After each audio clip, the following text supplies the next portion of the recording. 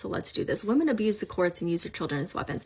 Does this happen? I'm sure it absolutely does. However, the stats still say that women are still the main primary caregivers for children. They're still the one doing the majority of the domestic labor and the child care. So I got tagged on this video here where Abby is responding to a troll in her comments saying that women abuse the courts and use children as weapons, pointing out that the reason custody is awarded mostly to mothers is because mothers are still mostly the primary caregivers. And yes, some mothers do use their children as weapons in family court. However, it is fathers who are far more likely to use their children as weapons. A 2005 Canadian study looked at data from October through December of 1998 to find intentionally false allegations of child maltreatment in custody disputes. And they found that when parents have separated, it is the non-custodial parent, typically the father, who is 3 times more likely to make intentionally false allegations than the custodial parent, who is typically the mother. Honey Badger is insisting women abuse the courts, but it's been known for decades that fathers routinely abuse custody litigation in family courts. In the 80s, Phyllis Chesler's book, Mothers on Trial, uncovered many of the biases and disadvantages that mothers face in family court.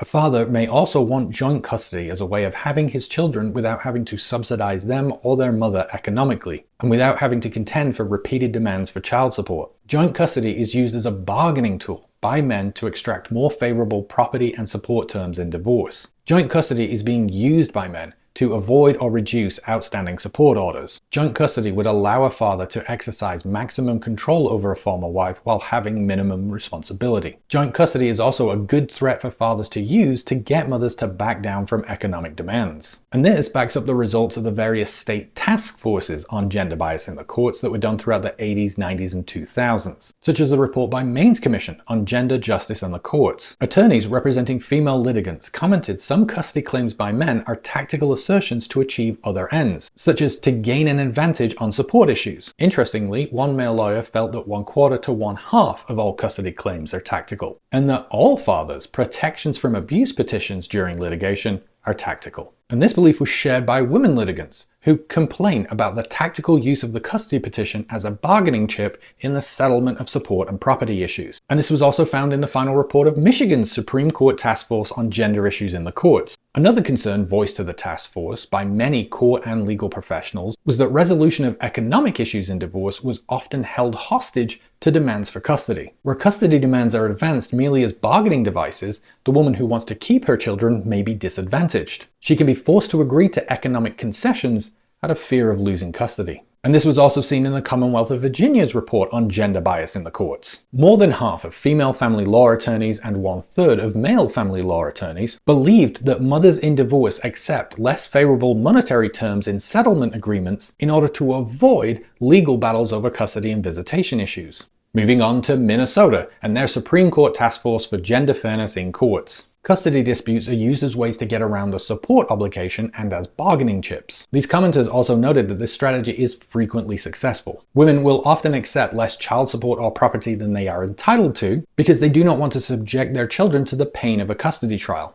One participant suggested that lawyers need to establish that it is unethical conduct to assert a custody claim in order to gain a financial advantage. Martha Feynman, professor of law and director of the family policy program of the Institute for Legal Studies at the University of Wisconsin, argues that court-imposed joint custody is unfair to mothers, in that it has been advocated by fathers' rights groups as a solution to the historic failure of non-custodial parents, usually fathers, to pay child support. Joint custody empowers fathers as a group without requiring any demonstration of responsibility. In no other area does the law reward those who have failed in their duties as an incentive to change their behavior. And it was found again in the report of the Florida Supreme Court Gender Bias Study Commission. Everywhere in the state, for instance, the commission was told that men threatened to contest custody, not for custody of the children, but as a bargaining tool, a way of forcing a more advantageous property settlement. In conjunction with the restriction on women's access to legal representation, these threats make women especially susceptible to custody blackmail.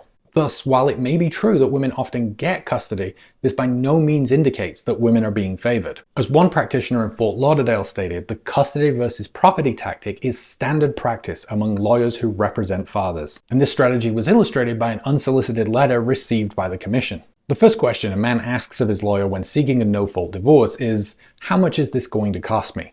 The lawyer for the man usually replies, "My advice is to go for the kids. That way she'll settle for less and be too frightened to go to court. You'll save a lot of money that way."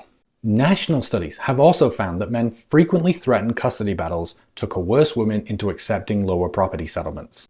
Multiple studies from multiple countries, multiple states, and multiple decades, all showing how men routinely misuse and abuse custody litigation, weaponizing children in courts to benefit themselves financially. And you know, as uncomfortable as accepting that reality might be for men and for fathers, we could do something about it. We could encourage men to change it, to be more involved in their children's lives, to provide the support, love, and emotional safety that would help those children thrive and benefit them when it came to custody settlements without resorting to threats and blackmail, which would be far more useful than obsessively using every opportunity to attack mothers and run from the consequences of them refusing to be involved with their own children.